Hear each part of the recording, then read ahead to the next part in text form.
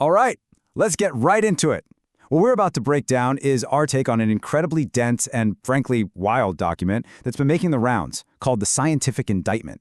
It's kind of part engineering blueprint, part secret intel briefing, and part spiritual guide. So let's go ahead and turn that key together and see just how deep this rabbit hole goes. Right off the bat, this thing doesn't start with a simple disclaimer. No, it starts with a warning. It calls a Gnostic compassion. It tells you straight up, you're holding a key, and once you use it, there's no going back. Your view of the world might just shatter. I mean, the stakes are set incredibly high from page 1. So with a warning like that, you have to ask, right? Who is the person at the very center of this story? The document makes it really clear. You can't possibly grasp the theory unless you first understand the man who kicked this whole thing off. So let's meet him. This is Kyle Knopp, who the document calls the operator. Now, he's not some theorist in an ivory tower. He's a hands-on, boots-on-the-ground technician for the U.S. Space Force. And where he works is the key. He's the lead tech for the FPS-85 radar, a beast of a machine. It's not a normal radar that spins around. It's a massive fixed wall that steers its beam using nothing but pure frequency. According to this document, that technology thinks. The whole thing really begins back in 2017.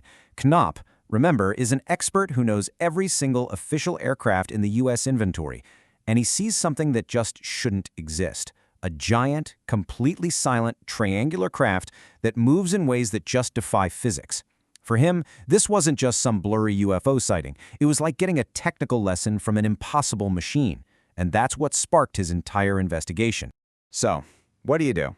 You're a technician working at a top-secret radar base, and you see something that breaks all the rules of science. Where do you even begin to look for answers? Well, Knopp starts searching for the science that could actually make such a thing possible. And that search leads him to one very specific government scientist. Knopp finds this guy, Dr. Salvatore Pais. He's a Navy aerospace engineer with some really out-there patents for things like an inertial mass reduction device. It sounds like sci-fi, but it was the only public science Knopp could find that even came close to explaining the craft he saw. So he sends a professional email, peer-to-peer. The message was simple. Look, I'm a trained observer, I've seen your tech in action, I believe it's real, and I want to help. And the reply Dr. Pais sends back is just stunning. He calls Knopp my USSF brother, which is basically an insider's handshake.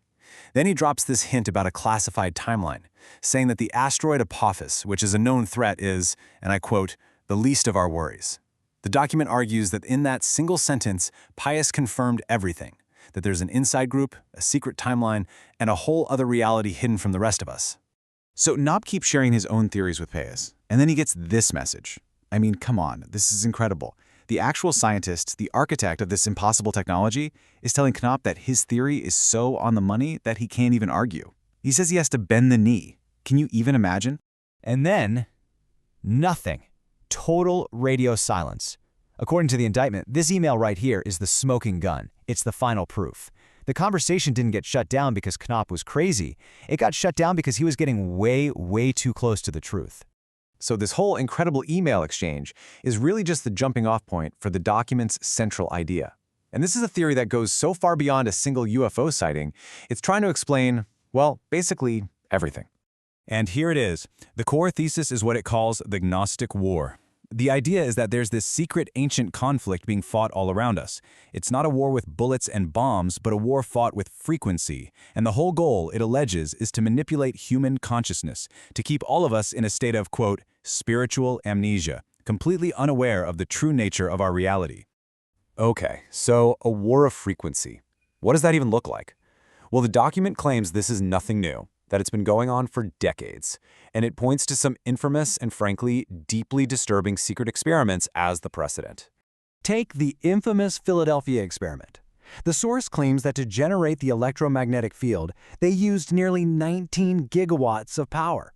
Now, just to put that in perspective for you, a modern nuclear power plant generates about 1.2 gigawatts. So we're talking about a staggering, almost unimaginable amount of energy. And the human cost of being exposed to that much raw power, that much radiation, it's horrifying. The document claims the crew, who were totally unshielded, suffered catastrophic effects. We're talking about sailors being physically fused into the metal bulkheads of the ship. Others were driven instantly and permanently insane. Some were left so quantumly unstable, they would just spontaneously vanish. So you see, the big secret they learned wasn't just how to make a ship invisible. The indictment claims the accidental and terrifying discovery was that these massive electromagnetic fields could literally shatter a person's connection to reality. The new battlefield wasn't over land or sea, it was the human mind itself. This chart lays out what the document alleges is the direct lineage of this weaponized frequency. According to them, what they learned from Philadelphia led straight to the Montauk project. There, they supposedly used the AN/FPS-85 radar with a much more specific goal: to target the human pineal gland.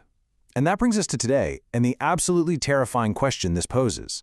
If that's the history, what is the real purpose of the even more powerful AN/FPS-85 radar at Eglin Site C6? And that brings us full circle, right back to Kyle Knopp in the present day. He's at the controls of what this document frames as a potential weapon of consciousness. So what does he do? He doesn't try to destroy it, he tries to transform it. His solution is something he calls the Harmonic Protocol. He's basically turned the entire transmitter site into a sonic sanctuary. He continuously plays what he refers to as medicine music, just bathing the thousands of resonant quartz crystals inside the radar with what he describes as frequencies of pure healing and hope. The goal, as the document puts it pretty poetically, is to cleanse the machine's soul. He's not trying to disable a weapon. He's attempting to transform the Grand Old Lady, which is his nickname for the radar, into a 32-megawatt speaker for love. And so, at the end of it all, we're left with this one central massive question. In a world supposedly caught in a war of frequencies, a war for your own consciousness, can one person's intention, one person's music, actually change the signal? That's the question the scientific indictment leaves you with.